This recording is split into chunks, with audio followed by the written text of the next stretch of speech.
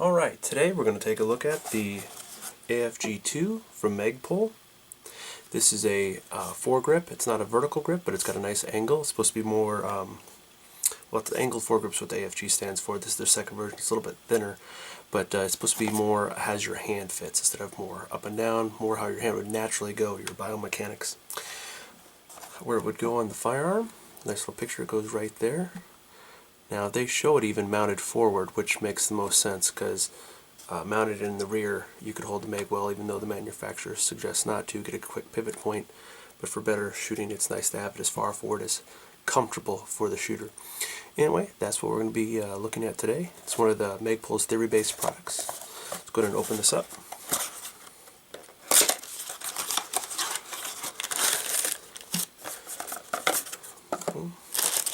And simply, it is what it is.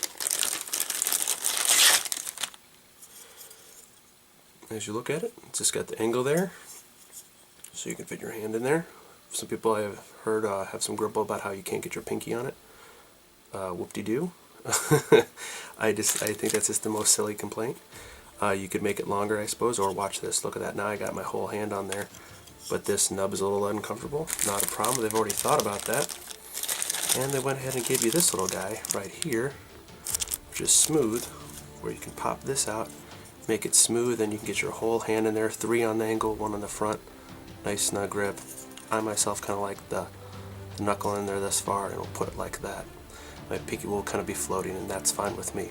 However, if I change my mind after having it on the weapon, pop that off, put on the smooth part, and we're ready to go. Let's take some close pictures of this so you can get a good picture of it, and then I'll maybe show you installing it on the rifle.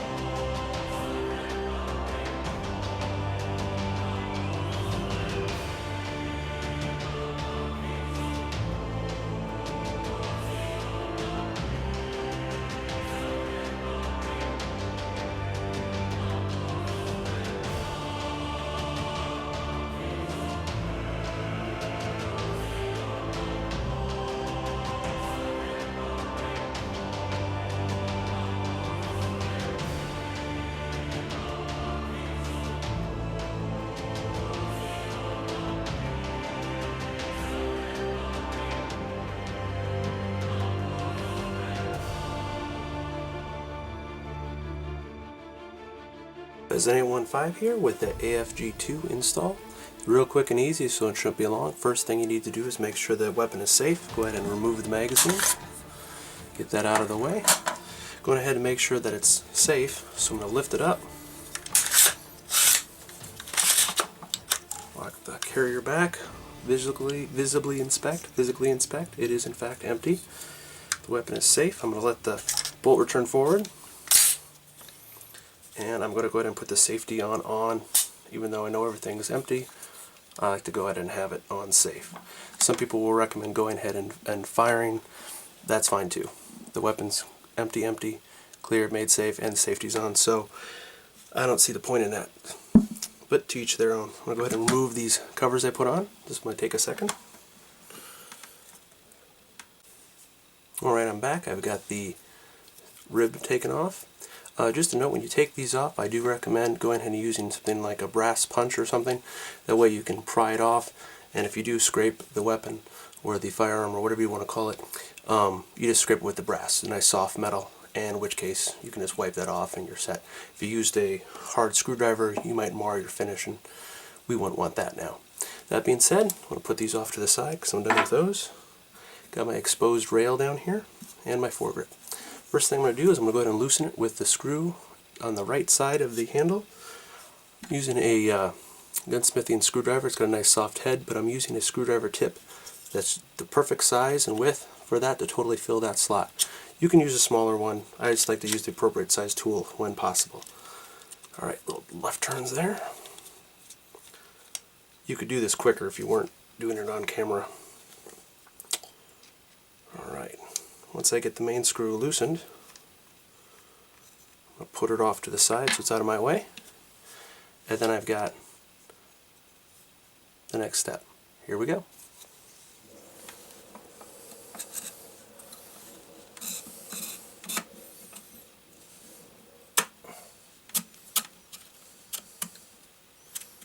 Alright, now I've slid it all the way on there.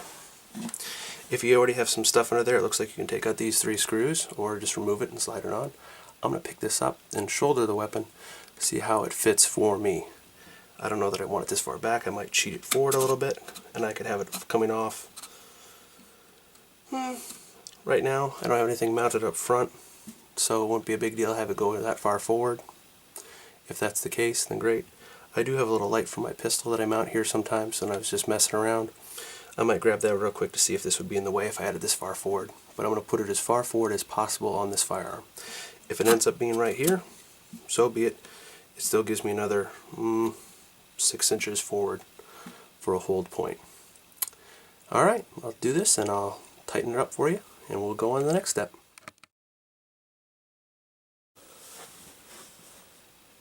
Now, I'm not advocating the TLR4 for the AR platform yet. I'm not saying it's not good for that. I'm just saying that's not the intended purpose of that. It was for a pistol.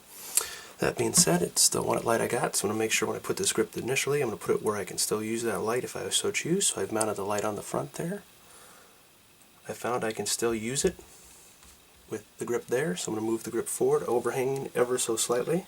I'm going to go ahead and tighten it down. Insert the bolt that came with it back in. If you were set on the position, you could even use a little Loctite in there, I suppose, but not going to be what I'm doing today.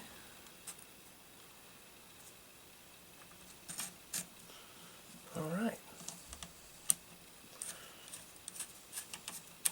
If you notice I had to move it forward just slightly, that's because I had to get it between the teeth and the rail.